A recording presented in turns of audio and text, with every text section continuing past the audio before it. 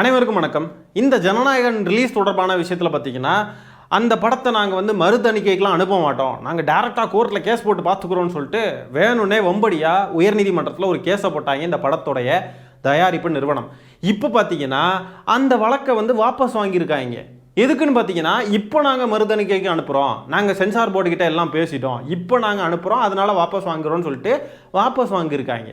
விஜய் அவர்கள் இந்த படத்தை தன்னுடைய அரசியல் மைலேஜிற்காக எப்படியெல்லாம் குள்ளநரித்தனமாக யோசிச்சு எப்படியெல்லாம் செயல்பட்டிருக்காருன்னு பாருங்க. இப்போ ஒன்றிய அரசு வந்து விஜயை ஒடுக்க நினைக்குது, பாஜக வந்து விஜய்க்கு இந்த படத்தை ரிலீஸ் பண்ண விடாம ஆக்கிருச்சு. ஸோ கொள்கை எதிரியான பாஜகவை தாவேக்கா கடுமையாக எதிர்க்கிறாங்க, என்னமோ பயங்கரமான அரசியல் பண்றாங்க. இவங்கள பார்த்து பாஜகவுக்கு செம்ம பயம், பயத்தில் உச்சா நடிகரை பார்த்து பாஜக உச்சா போய்கிட்டு இருக்காங்கன்னு சொல்லிக்கிட்டு ஒரு நரேட்டிவ் இங்கே கிரியேட் பண்ணலாம் இல்லையா? பாஜகன்ற பேரை கூட உச்சரிக்க மாட்டாரு, நீட்டு மட்டும்தான் உலகமான்னு கேட்பாரு. பாஜகவுடைய அத்தனை அடிவருடைய வேலையும் இங்கே செஞ்சா கூட பாஜகவுடைய வீட்டும் இல்லை விஜய் அப்படின்னு சொல்லிட்டு ஒரு நரேட்டிவ் இங்கே செட் பண்ணலாம் இல்லையா? அதே மாதிரி பார்த்தீங்கன்னா தேர்தலுக்கு கொஞ்சம் நாளைக்கு முன்னாடி ரிலீஸ் பண்ணால் அதை வச்சு எப்படியாவது ஓட்டு அது இதுன்னு சொல்லிட்டு ஏதாவது ஓட்டு ரீதியாகவும் அதை வந்து டீல் பண்ணலாம். அதுவும் பாருங்க எப்படி கன்னிங்காக யோசிக்கிறாருன்னு பாருங்க. அதே மாதிரி பார்த்தீங்கன்னா இந்த படத்துக்கு செம்மையான தடை, இந்த படம் இவ்வளோ நாள் கழிச்சு வந்திருக்கு, ஜனவரி 9ஆம் தேதி ரிலீஸ் ஆக வேண்டிய படம் இப்போ வந்திருக்கு. சே, அப்படி என்னதான் இந்த படத்தில் இருக்குது, எதை பார்த்து தான் இந்த சென்சார் போர்டு வந்து இதை ரிஜெக்ட் பண்ணாங்க, எதுக்கு கோர்ட்டு கேஸுலாம் இந்த படம் போச்சு, அந்த அளவுக்கு பெரிய பிரச்சனை ஏதோ இருக்குன்னு சொல்லிட்டு மக்கள்லாம் நினச்சிட்டு இந்த படத்தை பார்க்க நிறைய பேர் வருவாங்க, கண்டிப்பாக வருவாங்க. அதனால அந்த படத்துக்கான லாபமும் அதிகமாகும். பார்த்தீங்களா எப்படி எப்படி வந்து எவ்வளோ அரசியல் ஆட்சி வர்றதுக்கு முன்னாடியே எவ்வளோ ட்ரிக்கியெல்லாம் யோசிக்கிறாருன்னு பாருங்களேன். ஆண்ட ஆளும் கட்சிகள் கூட இப்படியெல்லாம் கணக்கு போடாது, அவ்வளோ கணக்கு போடுறாரு விஜய்ன்ற நபர். அது போக இன்னொரு விஷயம் பார்த்தீங்கன்னா பராசக்தி படம் கூட வந்திருந்ததுன்னா கலெக்ஷனில் தோற்று போயிருக்கும். அதனால கடைசி படம் அதுவுமா ஜூனியரான சிவகார்த்திகேயன் கிட்ட நம்ம அடி வாங்கி நம்ம வெளியே வந்த கதையாக இருக்கக்கூடாதுன்றதுனால பயந்து போய் ஒதுங்கியிருக்காரு. அதனால சிவகார்த்திகேயன் கிட்ட கிளாஸுக்கு போகாமல் அப்படியே ஓரமாக ஒதுங்கினதுனால பேர் கேவலப்படாமல் இருக்குது. ஆகவே பாருங்க எவ்வளோ விஷயங்களை யோசிச்சு செயல்பட்டிருக்காருன்னு பாருங்க. முழுக்க முழுக்க தன்னுடைய சுயநலம் மட்டும்தான் இங்கே இருக்கு, மக்கள் நலன் அது இதுன்னு எதுவுமே கிடையாது. எவ்வளோ கன்னிங்கான எவ்வளோ வந்து தந்திரமான ஒரு நபர்ன்றதை பாருங்க, எப்படியெல்லாம் யோசிக்கிறாருன்னு பாருங்க. இந்த நபர் இவ்வளோ பெரிய தற்குறியை இவ்வளோ தந்திரமாலாம் யோசிக்க முடியும்னா தமிழ்நாட்டு மக்கள் எப்படிப்பட்ட புத்திசாலிகள், இந்த மாதிரிப்பட்ட நபர்களை எல்லாம் அடையாளம் கண்டு எப்படிப்பட்ட பாடத்தை கற்பிக்க போகிறார்கள் இந்த தற்குறிக்குன்றத இந்த தற்குறி பார்க்க தான் போகுது எலெக்ஷன்ல. விஜய்க்கு உண்மையாவே தன்னுடைய படத்தின் மேல அக்கறை இருக்குன்னு சொன்னா இந்த பட தயாரிப்பு நிறுவனத்தை இந்த வழக்கை போட விட்டுருக்கவே மாட்டாரு. அவங்கள எச்சரித்து இந்த படத்தை வெளியே கொண்டு வர்றதுக்கு ஏதாவது பண்ணுங்க, வெளியே வந்தே ஆகணும், இந்த படம் வந்து ஓடணும், வந்து கடைசி படம் வரேன்னு சொல்லிட்டு எப்படியாவது வந்து வர வைக்க தான் பார்த்துருப்பார். ஆனால் விஜய்க்கு இந்த படத்தின் மேலே இது மேலே அக்கறை கிடையாது. அவருக்கு வந்து அதில் அரசியல் பண்ணணும். எப்படி கரூரில் 41 பேர் இறந்தப்போ கூட அதை வச்சு அரசியல் பண்ணுறதுக்காக ஒரு வீடியோ வெளியிட்டு அதில் கூட முதலமைச்சரை வந்து பழி போட்டு இப்படிலாம் பேசிக்கிட்டு இருந்தாரோ அதே மாதிரி தான் இதுவும். ரொம்ப ரொம்ப மோசமான பேர் வழிங்க. மக்கள் நலனில் அக்கறை கிடையாது, எதுவும் கிடையாது, தன்னுடைய சுயநலம் மட்டும்தான். அந்த படத்துடைய டைரக்டர் முதற்கொண்டு பல பேர் சொல்லியிருக்காங்க 60 நாட்களுக்கு முன்னாடியே நம்ம சென்சார் போர்டுக்கு அனுப்பிடலான்னு சொன்னதுக்கு வேணும்னே வந்து இழுத்தடிச்சு காலதாமதம் பண்ணியிருக்காங்க விஜய் தரப்புல இருந்து அப்படின்னு சில தகவல்கள் நமக்கு கிடைச்சிருக்கு. பராசக்தி படத்துக்கு தான் நெருக்கடி கொடுத்தாங்க, மறுதணிக்கைக்கு போய் அந்த ரிமூவ் பண்ண சொன்ன வார்த்தைகள் எல்லாத்தையும் ரிமூவ் பண்ணி எல்லாத்தையும் ப்ராப்பராக கொண்டு வந்து படத்தை ரிலீஸ் பண்ணிட்டாங்கல்ல சொன்ன நேரத்துக்கு. விஜய் நினச்சிருந்தா இதை பண்ணியிருக்க முடியும், ஆனால் வேணும்னே காலதாமதம் பண்ணியிருக்காங்க. இப்போ பாஜகவும் விஜயும் சேர்ந்து நாடகம் ஆடலை அப்படின்ற ஒரு பெர்ஸ்பெக்டிவை கூட நம்ம வச்சுப்போமே. அப்படி பார்த்தா கூட விஜய்ன்ற நபருக்கு ஒரு சூழலை வந்து கையாளவே தெரியல அப்படின்ற மாதிரி தானே இருக்குது. அப்படியே அசால்ட்டாக இருந்து அப்படியே ஒரு பொறுப்பே இல்லாமல் ஒரு சாதாரண தன்னுடைய ஒரு படம் சார்ந்த விஷயம் அதையே வந்து பொறுப்பாக கையாள தெரியலன்ற மாதிரி தானே நம்ம பார்க்க வேண்டியது இருக்குது. இவர்கிட்ட தமிழ்நாட்டை கொடுக்கணுமா? எதுலேயுமே ஒரு அக்கறையே இல்லாத ஒரு நபராக தான் இவர் இருக்கார் அப்படின்னு நமக்கு வெட்ட வெளிச்சமாக தெரியுது. அப்படி பார்த்தாலுமே ஒரு பட விவகாரத்தில் தன்னுடைய சொந்த படம் அதுவும் அதுலேயே இந்த லட்சணத்தில் கையாளுறாருன்னா இவர் வந்து அரசியலில் எப்படி இருப்பார்?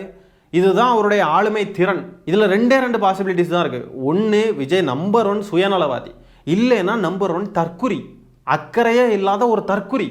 இந்த 2 கேரக்டர் இருக்கக்கூடிய எந்த ஒரு நபர்கிட்டையுமே தமிழ்நாட்டை ஆளை கொடுக்க முடியாது. தமிழ்நாட்டன் இல்லை, ஒரு தலைவனாக இருக்கிறதுக்கே தகுதி இல்லாத ஒரு நபர்னு தான் நம்ம பார்க்க வேண்டியது இருக்குது. வீட்டுக்குள்ளேயே படுத்து தூங்குறது, ப்ரெஸ் மீடியாவை பார்த்தா பயந்து ஓடுறது, மக்களுக்கு ஒரு பிரச்சனைனா ஓடி ஒளிகிறது, இது ஒரு கட்சி, இது ஒரு தலைவன், இவனுங்கெல்லாம் தமிழ்நாட்டில் சவால் விட்டுக்கிட்டு தெரியுறானுங்க. சரி, அடுத்தது பார்த்தீங்கன்னா தாவேக்கா தற்குறிகளுடைய அலப்பறைகள், ஏதாவது தற்குறித்தனமெல்லாம் பண்ணியிருப்பாங்க, ஏதாவது பேசியிருப்பாங்க, அதெல்லாம் பற்றி பார்ப்போம் வாங்க.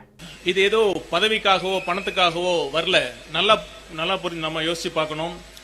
இத்தனை வருஷமா தளபதி தளபதி நீங்க கொடுத்த பதவி இருக்குல்ல, அதை விடவா சிஎம் பதவி பெருசு? பெருசு இல்லைல்ல, அப்புறம் எதுக்கு அரசியல் கட்சியை கலைச்சிட்டு போயிருங்க.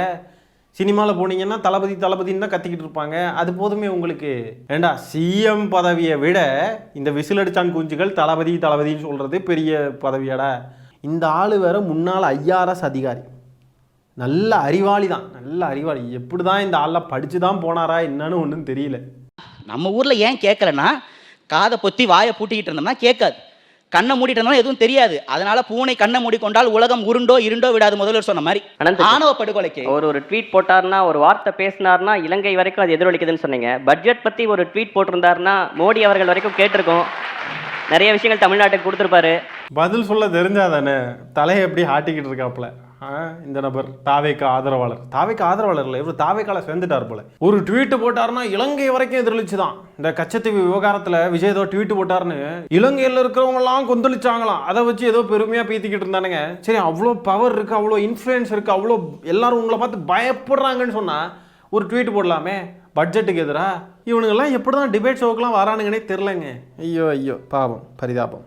என்னைக்காவது முதல்வரோ பிரதமரோ பட்ஜெட் வாசிச்சு பார்த்திருக்கீங்களா? நீங்க சொல்லுங்க. முதல்வர் வாசிச்சாரு, பட்ஜெட் வாசிக்கிறது இல்ல, பட்ஜெட் பார்லிமெண்ட்ல நிதி அமைச்சர் வாசிப்பாங்க. சூப்பர். ஏன் பிரதமரோ முதல்வரோ வாசிக்கல? ஏங்க இப்படி உண்மையாவே பேசிக்கிட்டு இருக்கானுங்களா இவனுங்க? பட்ஜெட்டை ஏன் பிரதமரோ முதலமைச்சரோ வாசிக்கலன்னு பேசிக்கிட்டு இருக்கானுங்க? உண்மையாலேவா இவனுங்க? என்னங்க இவனுங்க பேசுறதெல்லாம் பார்த்தா நமக்கு பைத்தியம் பிடிச்சும் போல இருக்குங்க. பிரதமரோ முதலமைச்சரோ வந்து பட்ஜெட் வாசிச்சாதான் விஜய் அதுக்கு வந்து ஏதாவது ரியாக்ட் பண்ணுவாராம். அமைச்சர்கள் இவங்கெல்லாம் வச்சாலா நோ. விஜய் எவ்வளோ பெரிய ஆள் தெரியுமா? அவர் வந்து பிரதமரோ முதலமைச்சரோ வாசிக்கணும், அப்போ தான் எங்கள் தலைவர் பேசுவாருன்னு சொல்ல வராரா? இந்த மாதிரி ஆட்களையெல்லாம் எப்படி தான் கூட்டிகிட்டு வந்து உட்கார வைக்கிறீங்க டிபேட் ஷோவில்? அதுவும் சரிதான், மீடியாவில் இந்த மாதிரிப்பட்ட தற்கொலைகள்லாம் வந்தால் தான் வியூஸ் நல்லா வரும். கரெக்டு தான். இந்த நபர் இப்படி பேசுகிறத பார்த்து எல்லாரும் குனிஞ்சிக்கிட்டே சிரிக்கிறாங்க. கொஞ்சம் கூட இவங்களுக்குலாம் இப்படிலாம் பேசுறதுக்கு கூச்சமே இருக்காது போல இருக்கே. இவங்கெல்லாம் உண்மையாலே சொல்கிறவங்கலாம் தற்கொலைகள் கிடையாது, அதை விட வேற ஏதாவது இன்னும் டீப்பாக ஏதாவது சொல்ல முடியுமா? அந்த வார்த்தைகள் தான். மடக்கு ஊதிகளும் இல்லை, அதுக்கும் கீழே வேற ஏதாவது இருக்கா? முட்டாள் அப்படின்ற வார்த்தையை வந்து எக்ஸ்பிளைன் பண்ணுற மாதிரி வேற ஏதாவது வேற மாதிரி இவனுங்க வேற லெவல். விஜய் சொல்லுவார்ல வேற லெவல், நீங்கள் வேற லெவல். இந்த மாதிரி இதுதான் சம்பவம். விஜய் சொல்கிற சம்பவம் நம்ம பசங்க சம்பவம் மாட்டாங்க, இதுதான் சம்பவம். முதலமைச்சர் பிரதமர்லாம் ஏன் பட்ஜெட் வாசிக்கலை, அப்படி வாசிச்சிருந்தா தான் நாங்கள் கண்டிப்போம் அப்படின்னு சொல்கிறது தான், இதுதான் சம்பவம். தாவேக்காரங்களுடைய அறிவை கண்டு நான் வாயை புலந்து வியக்க. அடுத்தது இந்த ஆதவர்ஜுனா பேசுறத பாருங்க. பாஜகவை பற்றி நீங்கள் ஏன் வாயை திறக்கலன்னு கேட்டால் என்ன பதில் சொல்கிறாருன்னு பாருங்க. ரெட் ஜெயின் யாருது சொல்லுங்க, வாயத்தர சொல்லுங்க. ரெட் ஜெயின் யாரு? இன்பநிதி யாரு? இல்ல இல்ல சொல்லுங்க, நீங்க தானே கேள்வி கேட்டீங்க, பதில் சொல்லுறேன். நீ கேள்வி கேட்டீங்க, நானும் எப்பயுமே பதில் சொல்றேன். அண்ணே உங்க கேள்விக்கு நான் பதில் சொல்லி தானே இருக்கிறேன். அட தற்கொலை சில்பா குமாரே, அவர் என்ன கேட்டாரு? பாஜகவை பத்தி நீ ஏன் வாயை திறக்க மாட்டேங்கிறீன்னு கேட்டா, தேவையில்லாம சம்மந்தமே இல்லாம எதுக்கு ரெட் ஜெயண்ட் உதயநிதி இன்பநிதிலாம் போறீங்க? தற்குறி ஐயோ. அதுதான் அதாவது அண்ணா பேசுறேன், உங்க கேள்வி நானே பதில் சொல்றேன். எப்பயுமே பத்திரிகையாளர்னா கேள்விகள் நான் பதில் சொல்லல, ஒரு இன்டராக்ஷன் வச்சுக்கலாமே. இது இன்டராக்ஷன் தான். இது என்ன ஏன் பத்திரிகையாளர்னா நீங்க அப்படியே அடிச்சுட்டே இருப்பீங்க, நான் பதில் சொல்லிட்டே இருக்குமா? அப்படி கிடையாது. நீங்க கேள்விகளுக்கு எனக்கு தோணுச்சுன்னா நான் நட்புல நானும் கேள்வி கேட்கிறேன். அப்போ உதயநிதியோட பையன் யாரு?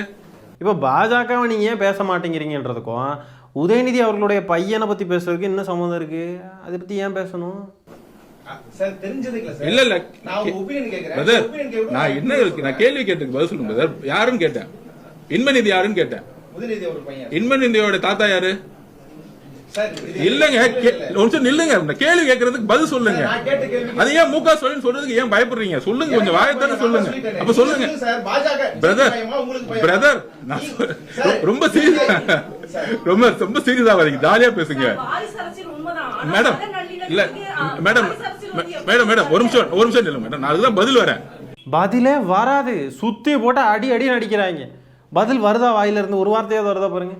பாஜகவை பற்றி ஏன் பேசலைன்னா, முதலமைச்சர் யார், அவருடைய பேரன் யார், அவருடைய தாத்தா யார், உதயநிதி யார், உதயநிதி பையன் யார், இது யார் அது யாருன்னு பேசிக்கிட்டு இருக்காரு. மண்டையில் நட்டு போல்ட் ஏதாவது அதெல்லாம் அது கூட இருக்காது, எதுவும் இருக்காது. நட்டு போல்ட்டுலாம் நம்ம சும்மா வந்து இதுக்கு பேசுறது.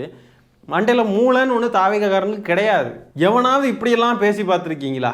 எவனாவது இந்த மாதிரி கிறுக்க மாதிரி நம்பர் 1 தரங்கட்ட கிறுக்க மாதிரி பேசிக்கிட்டு இருக்கான். இப்போ வாரிசை பற்றி பேசுறதுக்கும் சம்மந்தமே இல்லாமல் பாஜகவை பேசாமல் இருக்கீங்கன்னு சொல்றதுக்கு என்ன சம்மந்தம்? பைத்தியமானி. அப்போ நம்மளும் கேட்கலாம்ல, லாட்ரி மார்ட்டின் யாரு? லாட்ரி மார்ட்டினுடைய மருமகன் யாரு? லாட்ரி மார்ட்டின்ற பேர் எதுக்கு அந்த ஆளுக்கு வந்துச்சு? எவ்வளோ ரூபா ஊழல் செஞ்சாரு? அந்த ஆள் எத்தனை போலி லாட்ரி வித்தாரு? அதுக்கு எத்தனை கேஸ் அவர் மேலே வந்துச்சு? இப்போ ஆதவ அர்ஜுனா கிட்ட இருக்கக்கூடிய பணமெல்லாம் என்ன பணம்? எப்படி வந்துச்சு இந்த பணமெல்லாம்? அப்போ இதுக்கெல்லாம் பொறுப்பு எடுத்துக்கிட்டு ஆதவ அர்ஜுனா அரசியலை விட்டு வெளியே போயிடுவாரா? பாஜகவை பற்றி பேசலை எதுக்குன்னு கேட்டால் கை காலெலாம் நடுங்குது பாருங்க, வாயிலிருந்து வரல. அதாவது ரொம்ப பதட்டத்தில் பேசுகிறாப்புல, பதட்டம், அப்படியே பதட்டம். ஏன் பாஜகவை பற்றி பேச என்ன பதட்டம் உங்களுக்கு? சம்மந்தமே இல்லாமல் திமுக வேட்டிக்குள்ளே பாய்வானுங்க எதுக்கு எடுத்தாலும். திமுக வேட்டிக்குள்ளே வந்து சுவைக்காமல் இருக்க முடியாது இவனுங்களால. இந்த டிஜிட்டல் தலைமுறை தான் ஜென் இசட், ஜெனரேஷன் இசட் என்று அழைக்கப்படுகிறது. 2009 தமிழீழத்தில் சிங்கள பௌத்த பேரினவாத இன அழிப்பு நடந்து கொண்டிருக்கும் பொழுது அங்கே லண்டனிலே பல 10,000 தமிழர்கள், ஈழத்தமிழர்கள் சுற்றி வளைத்து அங்குள்ள நாடாளுமன்றத்தை சுற்றி வளைத்தார்களே அந்த இளைஞர்கள். ஏன் ராஜபக்சேயினுடைய பேலஸ் மாளிகையை இழுத்து மூடும் அளவுக்கு நுழைந்தார்களே அந்த சிங்கள இளைஞர்கள். நேபாளத்திலே இப்பொழுது 2025 ஆண்டிலே செப்டம்பர் மாதம் தோன்றினார்களே, அங்கே உடைத்தார்களே ஊழலுக்கு எதிரான ஆட்சிக்கு எதிராக அந்த இளைஞர்கள். மெக்சிகோவிலே நவம்பர் 15 2025 எழுந்த ஆட்சியாளர்களுக்கு எதிர்த்தாக எழுந்தார்களே அந்த இளைஞர்கள். இந்த இளைஞர்களுடைய எழுச்சி என்பது நான் தமிழகத்தில் பார்க்கவில்லை, உலகம் முழுக்க பார்க்கிறேன். அதில் ஒரு அங்கம்தான் நீங்கள் இங்கே. அப்படியே ஆதவ அர்ஜுனா ட்விட்டரில் போட்ட ட்வீட் இருக்கு பாருங்க, கலவரத்தை தூண்டுற மாதிரி ஒரு ட்வீட்டை போட்டு டெலீட் பண்ணிட்டு ஓடினா பாருங்க நைட்டோட நைட்டா. அது அப்படியே வந்து மேடையில் நின்று ஒருத்தன் பேசுகிறான்னா அது எப்படி இருக்குன்னா அது இப்படி தான் இருக்கும். அதை விஜய் இருந்து பார்த்துக்கிட்டு இருக்காரு. புரட்சினா எப்படி இருக்கணும் அப்படின்றதுக்கு உதாரணம், இளைஞர்கள் எப்படி இருக்கணுன்றதுக்கு உதாரணம் சொல்கிறான் இந்த தவிட்டு தற்கொலை நாய், எவனோ ஒரு நாய் ஆதவ அர்ஜுனாவுக்கு அண்ணன். இதெல்லாம் பார்த்துக்கிட்டு வேடிக்கை பார்த்துக்கிட்டு இருக்காரு விஜய். ஒரு கட்சியாக நடத்துகிற நீ தற்குறி, கலவரத்தை தூண்டுறதுக்கு கலவர கும்பலை உருவாக்கிக்கிட்டு இருக்க. ஆர்எஸ்எஸ் மதவெறி கும்பல் எப்படி இருக்குமோ அதோடைய டூப்ளிகேட் வெர்ஷன் இங்கே ஒன்று உட்காந்துட்டு இருக்கு தமிழ்நாட்டில். இதுக்கு பேர் புரட்சியாம். இது என்ன பேச்சு? இது இப்படிலாம் பேசிக்கிட்டு இருக்காங்க, வன்முறையை தூண்டும் விதமாக பேசிக்கிட்டு இருக்கானுங்க இவனுங்கெல்லாம். இது அந்த கட்சி தலைவர் உட்காந்து பார்த்துக்கிட்டு இருக்காரு. அப்போ இதுல இருந்து என்ன தெரியுது? ஆதவ அர்ஜுனா போட்ட அந்த பதிவு விஜய்க்கு நல்லா தெரிஞ்சுதான் அந்த பதிவை போட்டிருக்கான். இங்கே இருக்கிற இளைஞர்களை தூண்டி விட்டு இங்கே ஏதாவது கலவரம் பண்ணணும், 4 பேர் மண்டை உடையணும், 40 பேர் சாவணும் அப்படின்னு சொல்லிட்டு ஆசைப்படுறானுங்க இவனுங்க. ஏற்கனவே கொன்ன 40 பேர் பத்தாதா, இன்னும் நிறைய பேரை சாவடிக்கணுமா? இவனுங்கெல்லாம் பங்கருக்குள்ள போய் ஒளிஞ்சுடுறானுங்க. இவனுங்களை பார்த்து ரசிக்க மோகத்தில் இருந்த ஒரே காரணத்துக்காக பல இளைஞர்கள் தங்களுடைய வாழ்க்கையவே வந்து இழக்க வேண்டிய சூழல் உருவாக்குறதுக்கு அப்படி துடியா துடிக்கிறானுங்க. இப்படி ஒரு அரசியல் செஞ்சு நீங்க எல்லாம் அதில் பொழைக்கணுமாடா? மானங்கெட்ட நாய்களா, தற்குறிகளா? சாரி இவனுங்களெல்லாம் தற்குறிகள்னு சொல்லவே கூடாது.